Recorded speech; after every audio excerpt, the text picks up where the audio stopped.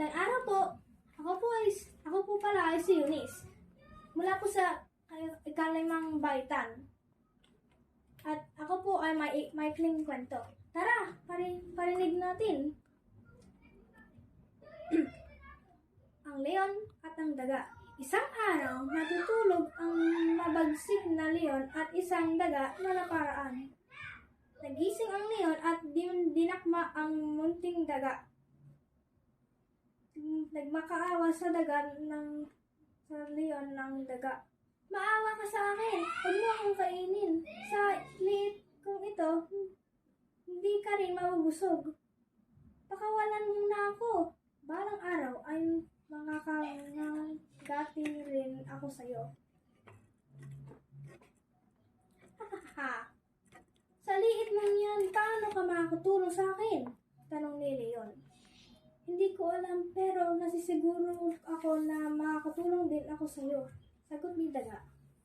Magpasalamat ka at kakainin ko lang. Sige, makakalis ka na, sabi ni Leon. Maraming salamat, sabi ng daga.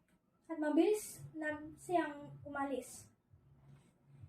Minsan habang naglalakas sa gubat si Leon ay hindi niya napansin ang isang bitag.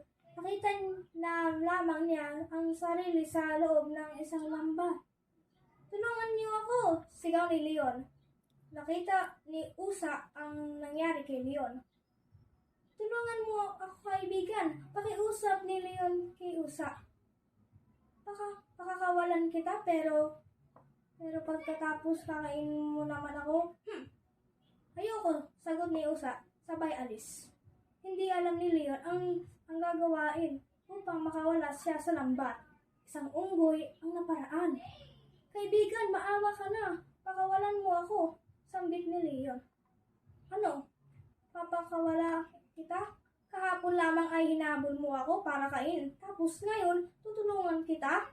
Hindi, ayoko, sagot ni unggoy at napatuloy itong lumakad. Maya-maya, dumating si daga. Tutulungan kita, kaibigan, sabi ni daga. Paano mo ako matutulungin? Napakaliit mo. Hindi na sumagot ang daga. Sinimulan niyang nangakyatin ang lambat hanggang makagawa siya ng butas upang makalabas si Leon. At sa wakas, nakalabas na si Leon. Maliliit ka nga, pero malaki ang nagawa mo. Maraming salamat, kaibigan. Nakaganti rin ako sa'yo, sabi ni Leon. Huwag mong aalahin yon. Pag-utang nasa loob, din ako sa'yo. Handain natin. Maliit man o malaki, may tutulungin.